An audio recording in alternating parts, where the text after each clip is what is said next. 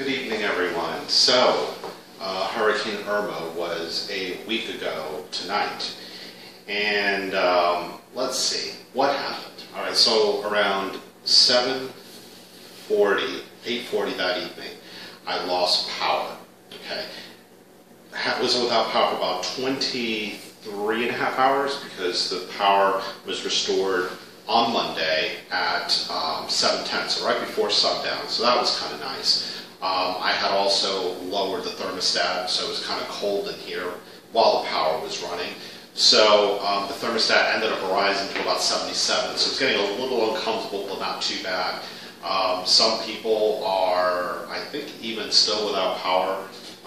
Most people got their power back sometime during the week, but that's about all that really happened. I had no damage. I did have a fence that did split open, but nothing that a few nails can't remedy. But they're still making a big deal about this. They really want to make this into something more than what it is. They're saying that it's one of the worst hurricanes of all time. It really isn't, or the worst. I mean, it ranks in the top 10. It was pretty bad, but it isn't really, really bad. It could have been so much worse. There were some trees down, some beautiful trees down in the neighborhood. I felt bad about that, but nothing in my immediate vicinity. There is now misinformation being circulated. Something that I heard of earlier today was that if you are on SNAP, you know, if you have the EBT card, food stamps, that if you were without power for a minimum of 2 hours, that you could apply for emergency benefits. I don't know if you have to be a current subscriber, but I have received an update all in one day, and the latest is that this is just fake news that's being circulated on the internet. There is no extra benefit for people that were without power. But anyway, I don't want to spend all our time together discussing Irma. I do want to move on to something else. I do want to talk about something else from last weekend besides Irma that was kind of shadowed by that event, and it was an old event, something that we observe every September 11th, and that is 9/11. So I wanted to talk about my experiences with 9/11. It's not something that I thought I'd really want to rant about, but it's something that I have blogged about in the past, I have written about, and I thought, let me go ahead and take this opportunity to do something on video, share my thoughts on video about it. So that's what I'd like to do. So let's go ahead and have a seat and get started, okay? So 9/11 was one of those events that we all tend to remember where we were, what we were doing when we heard the news. There's several events that I can think of in my lifetime. I remember the day when John Lennon was shot. I remember the day that it was announced that the space shuttle 1987 had blown up. I think it was 87. It was in the 80s. It could have been 86. But 9/11 happened as an adult. And that day I was at work, and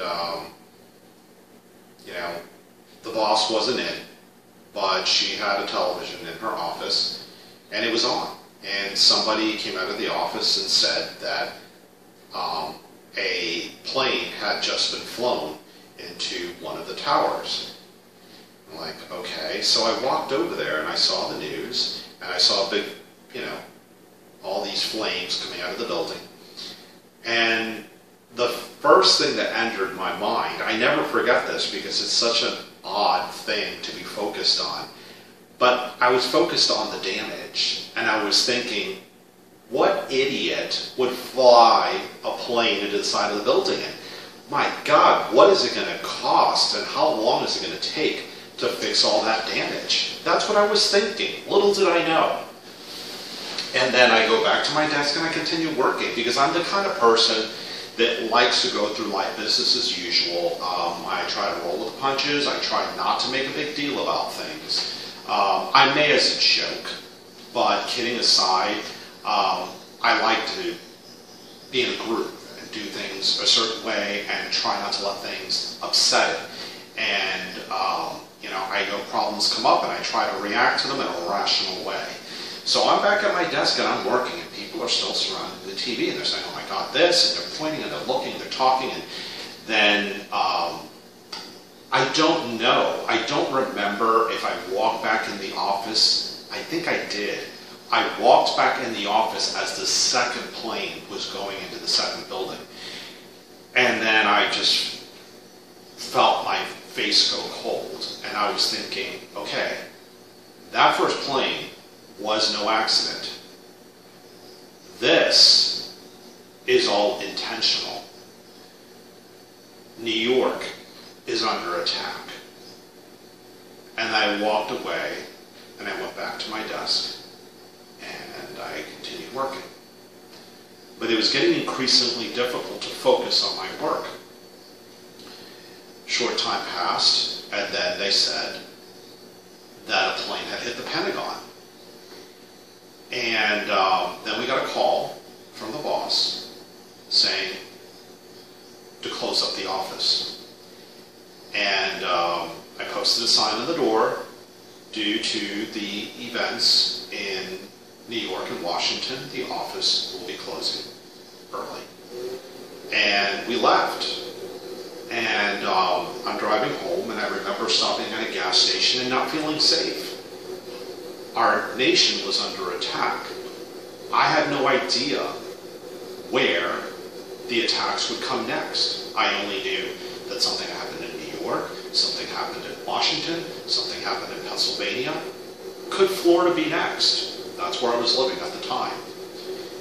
It was really scary, and I was up all night watching the news, and it was heartbreaking. It really was. And night after night followed, just watching the rescue effort and praying for more survivors. It was just really sad.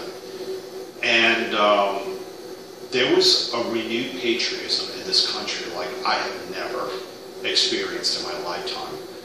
I remember, I was so small, but I remember the bicentennial, and it seemed like there was a lot of patriotism at that time, but nothing ever again. And all of a sudden, it seemed like the country came together. We were wearing flag lapels at work, and we just really were united for that short period of time. And I decided that I wanted to join the military. And I was working as a paralegal at the time, and I went to a recruiter's office, and because I was working as a paralegal, I thought, okay, well, I want to be what they call the legalman, or a yeoman. And I don't know why that never came to fruition, but I knew that I wanted to help, but I didn't want to fight. I'll be honest, I'm very afraid of that. I'm not a violent person. And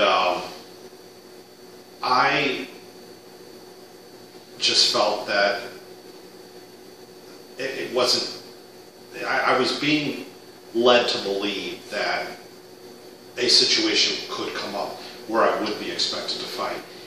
And, you know, as much as I don't feel that I can do it, I don't like to ask anybody else to do something that I myself wouldn't do. So I'm very grateful for people in the military, people that are willing to put their lives on the line for those of us that just couldn't do it.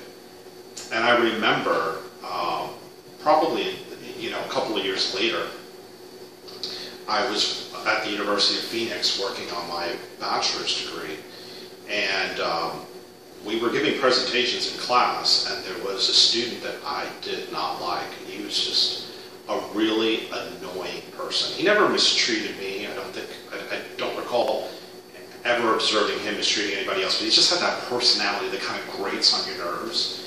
But we gave a presentation one time, and one thing I knew about him was that he had been in the military. And I don't know why it was appropriate to say so during my presentation, but it was. So I took the opportunity to turn to him and to thank him for his service to our country in front of the whole class. And his jaw just dropped open because I think he knew that I have no use for him.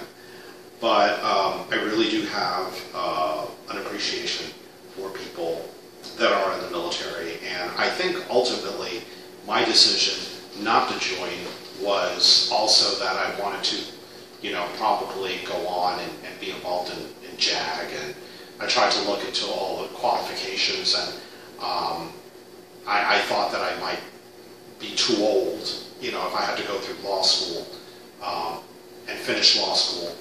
I'd probably be too old to join, and the people scared me into thinking that I'd have to fight. And the recruiters called me for a few years thereafter. But and to this day, I am very pro law enforcement. We have a lot of things going on in this country. I fear cops. I mean, I have been pulled over many times, and I'm always afraid they're going to take me off in handcuffs. I don't know why, but I think that.